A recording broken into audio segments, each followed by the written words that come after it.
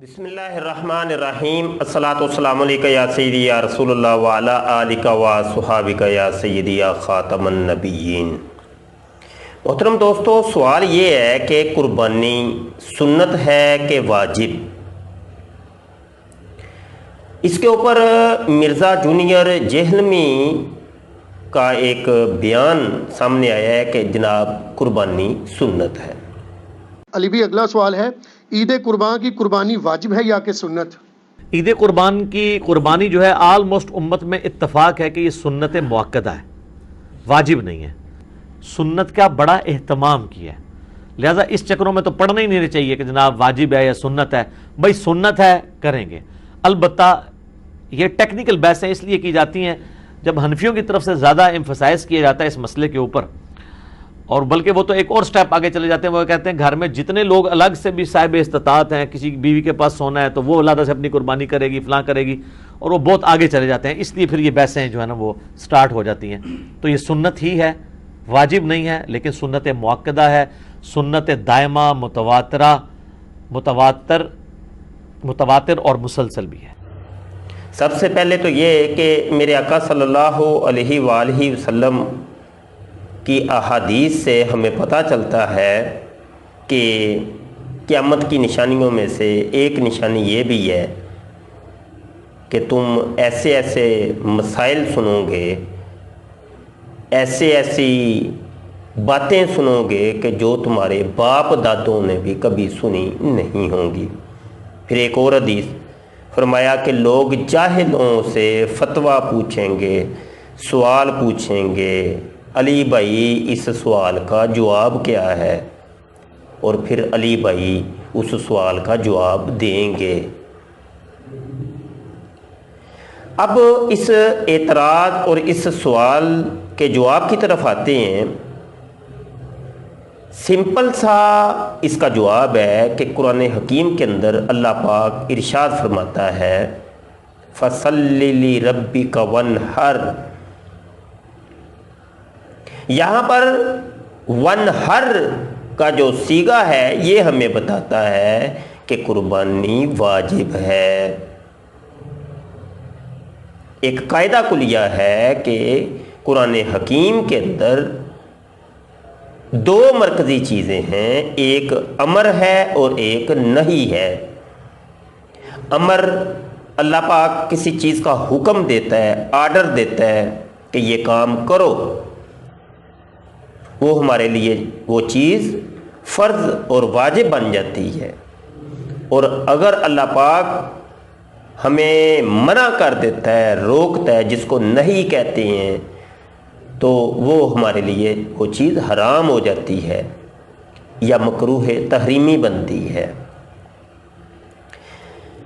تھوڑی سی ابتدائی گفتگو کے بعد ہم آپ کے سامنے چند احادیث بھی عرض کرتے ہیں، ان کو آپ ملاحظہ کیجئے گا۔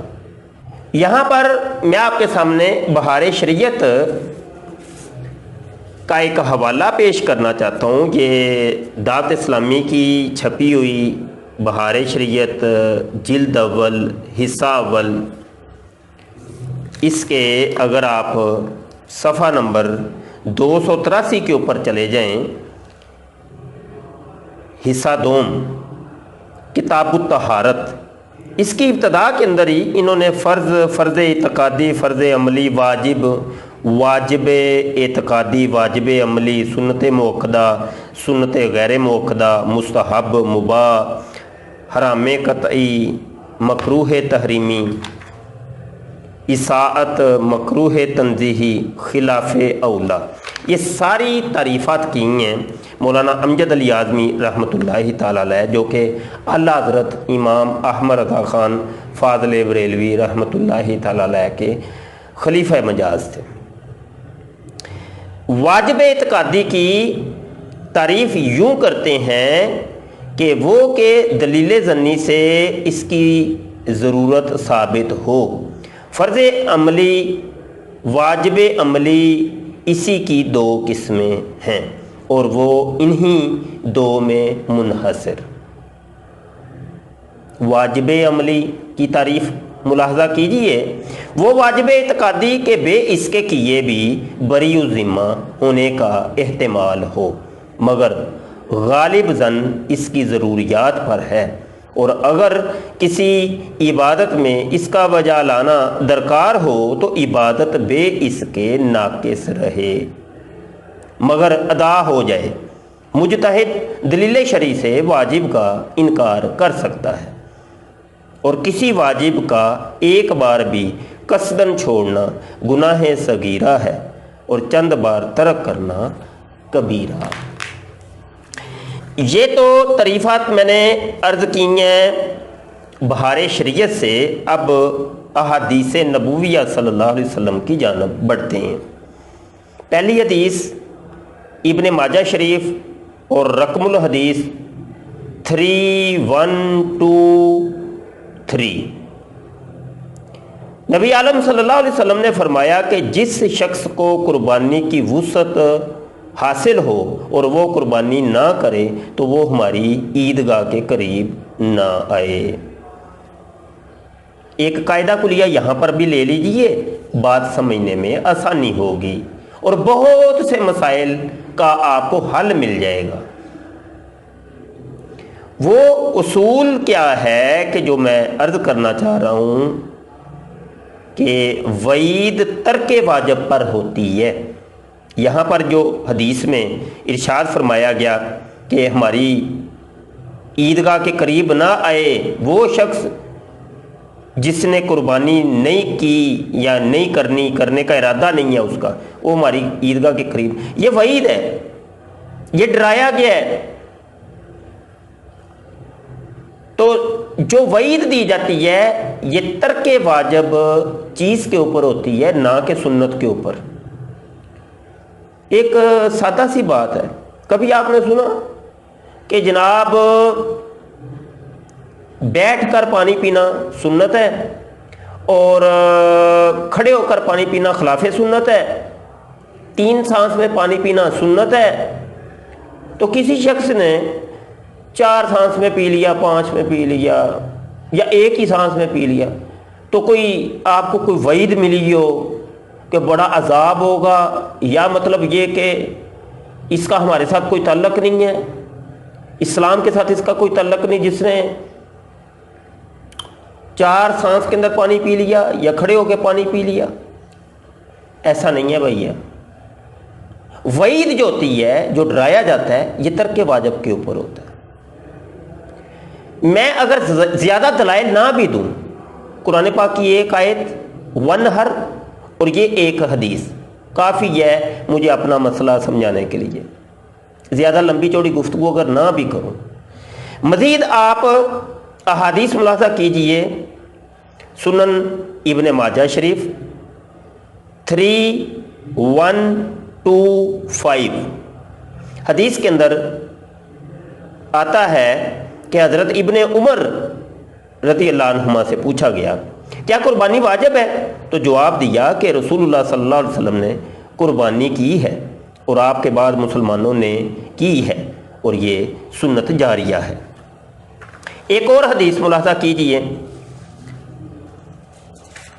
اور یہ ابن ماجہ حدیث 3125 ہے۔ ہم لوگ عرفہ کے دن رسول اللہ صلی اللہ علیہ وسلم کے پاس کھڑے تھے کہ اسی دوران آپ صلی اللہ علیہ وسلم نے فرمایا، لوگوں ہر گھر والوں پر 1 سال 1 قربانی اور 1 عطیرہ ہے۔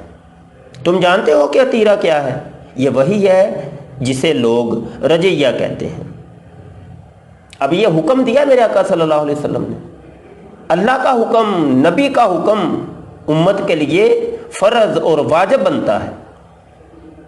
آگے دیکھیے، صحیح بخاری شریف ہے، رقم الحدیث ہے 5562۔ نبی کریم صلی اللہ علیہ وسلم کی خدمت میں عید الضحیٰ کے دن حاضر ہوا۔ آپ صلی اللہ علیہ وسلم نے فرمایا، جس نے عید کی نماز سے پہلے قربانی کا جانور ذبح کر دیا تو اسے چاہیے کہ اس جگہ دوسری قربانی کرے، اور جس نے عید کی نماز سے پہلے ذبح نہیں کیا تو اسے چاہیے کہ عید کی نماز کے بعد ذبح کرے۔ اب یہ دیکھیے نبی عالم صلی اللہ علیہ وسلم نے قربانی کو دوبارہ لٹانے کا حکم دیا اس حدیث کے اندر کہ عید کی نماز سے پہلے اگر جو کر لی ہے وہ صرف گوشت ہے تمہارے لیے، گھر کے لیے حلال ہے، کھاؤ پیو، لیکن اگر تم قربانی ہی کرنا چاہتے ہو تو عید کے نماز کے بعد تم نے کرنی ہے، اور وہ قربانی تمہاری نہیں ہوئی، اب دوبارہ ایک بکرا لے کے آؤ جو کہ تم عید کی نماز کے بعد ذبح کرو۔ تو یہ جو لٹانے کا حکم اللہ کے نبی صلی اللہ علیہ وسلم نے ہمیں ارشاد فرمایا تو یہ ثابت کرتا ہے کہ قربانی واجب ہے۔ پھر ہمیں یہاں سے یہ بھی پتہ چلا کہ یہ ایک ایسا واجب ہے، ایک ایسا ضروری فعل ہے، ایک ایسا اللہ کو پسندیدہ عمل ہے قربانی کہ اس کے شرائط، ضوابط، اس کا اصول، اس کا طریقہ سب کچھ وضع کیا گیا۔ احادیث کے اندر ہمیں ہر چیز کی وضاحت ملتی ہے، اس کے بالوں کا حکم، اس کے ناخنوں کا حکم، اس کے ایک ایک چیز، اس کی رسی تک کا حکم وضع کیا۔ تو یہ اہتمام ہمیں بتاتا ہے کہ یہ کوئی بہت ضروری چیز ہے، یہ اللہ کو بہت پسندیدہ کوئی چیز ہے، جس طریقے سے نماز اللہ کو بڑی پسندیدہ چیز ہے، بڑی پسندیدہ چیز ہے، اس کا اہتمام ہے، اس کی نماز کی شرائط ہیں، نماز کا طریقہ، وضو، اس کو کیسے تم نے لباس کیسے پہننا ہے، پھر تمہارا قبلہ رو منہ ہونا چاہیے، ٹھیک ہے، ہر چیز بتائی گئی۔ تو اسی طریقے سے یہ گفتگو بڑی طویل ہو جائے گی، بڑی لمبی ہو جائے گی۔ تو یہ میری پہلی ویڈیو ہے اس سلسلے کے اندر، کیونکہ یہ جو ایک خاندان کی قربانی، ایک بکرا، وہ جو ویڈیو مرزا جونیئر صاحب کی ہے، یہ اس کے اندر کئی سوالات ہیں، ان سوالوں میں سے ایک سوال یہ بھی تھا، تو اس کا جواب تو میں ابھی دے رہا ہوں، مزید اگلی ویڈیوز کے اندر ان کے دیگر سوالات کے جوابات بھی انشاءاللہ لے کے آتے ہیں۔ اللہ پاک فتنے سے بچائے، اور میرے آقا صلی اللہ علیہ وسلم نے تو پہلے ارشاد فرما دیا تھا کہ یہ قیامت کی نشانیوں میں سے نشانی ہے کہ جاہلوں سے لوگ جا کے فتویٰ پوچھیں گے، علمان والحفیظ۔ اللہ ہمیں اپنے بابوں والا ہی رکھے، بس ہمیں نہیں کوئی بڑا عالم دین بننے کی کوئی ضرورت نہیں ہے، کوئی مجتہد، کوئی امام، کوئی مجدد بننے کی کوئی ضرورت نہیں، ہم ایک عاجز ناقص بندے رہیں، بس اتنا کافی ہے ہمارے لیے۔ ہم اپنے بزرگوں کے، اپنے بابوں کے، اپنے اسلاف کے، اپنے علماء کے، ان کے پیچھے پیچھے ہیں۔ ہمارے بابوں نے جو فرما دیا حق فرما دیا، انہوں نے فیصلے کر دیے ہوئے ہیں، تمام مسائل شرعیہ کا استنباط ہو چکا، استخراج ہو چکا، بس اب تو پکی پکی چیزیں ہمارے سامنے، بھائی عمل ہی کرنا ہے بس۔ وہ قرآن میں کیا ہے، حدیث میں کیا ہے، اجماع کیا کہتا ہے، قیاس کیا کہتا ہے، وہ ساری تفصیلات ہمارے علماء بہت اچھے طریقے سے جانتے تھے اور جانتے ہیں۔ یہاں بہار شریعت ہی، یہ ویسے تو دعوت اسلامی نے جو یہ کام کیا ہے معرکۃ العریٰ، اس کی یہ تیسری یہ جلد اور 3A یہ جلد بنتی ہے، ٹھیک ہے جی۔ تو یہاں پر بھی آپ اگر جائیں تو قربانی کے آپ کو مسائل بڑی تفصیل سے ملیں گے۔ حصہ 15 ہے اور اس کا صفحہ نمبر 327 ہے۔ یہاں پر آپ یہ سارے مسائل لکھے ہوئے ہیں، اس کو آپ پڑھیے، آپ نے خود پڑھنا ہے۔ PDF کا لنک میں اس کا آپ کو ڈسکرپشن میں دے دوں گا، آپ خود گھر میں بیٹھ کے تحقیق کیجئے، ریسرچ کیجئے، آپ پڑھیے۔ یہ آپ لوگوں کے لیے لکھی گئی ہے یہ کتاب، ہر چیز قرآن سے اور حدیث سے بتائی گئی ہے، اور نیچے حوالہ جات بھی بتائے گئے ہیں کہ یہ بات جو کی گئی ہے کہاں سے کی گئی ہے، یہ کیسے کی گئی ہے۔ قربانی کے ایام قریب ہیں، آپ یہ پڑھیے، قربانی کے جانور کا بیان آپ کو ملے گا، آپ کو ملے گا کہ قربانی کے جانور میں شرکت جو کی جاتی ہے، قربانی کے بعض مستحبات، قربانی کا گوشت و پوست وغیرہ کیا چیز ہے، ذبح سے پہلے قربانی کے جانور سے منفعت حاصل کرنا منع ہے، دوسرے کی قربانی کے جانور کو بلا اجازت ذبح اگر کسی نے کر دیا تو کیا حکم ہے، مزید متفرق مسائل۔ پھر عقیقے کے مسائل لوگ پوچھتے ہیں کہ میں عقیقہ بھی کرنا چاہتا ہوں، میری بڑی قربانی ہے تو اس کے اندر عقیقے کا حصہ میں ڈالنا چاہتا ہوں تو کیا اس کا حکم، تو وہ آگے یہ دیکھیں صفحہ 353 کے اوپر یہ عقیقے کے مسائل شروع ہو گئے ہیں، ٹھیک ہے جی۔ تو قربانی کے ساتھ اگر عقیقہ بھی شامل کرنا ہے تو اس کا کیا حکم، تو یہ پڑھیے آپ، یہ آپ کے لیے ہے، یہ علماء نے جو کام کیا ہے یہ آپ عوام کے لیے ہے۔ اللہ پاک عمل کی توفیق مرحمت فرمائے۔ وما علینا الا البلاغ۔ السلام علیکم ورحمۃ اللہ۔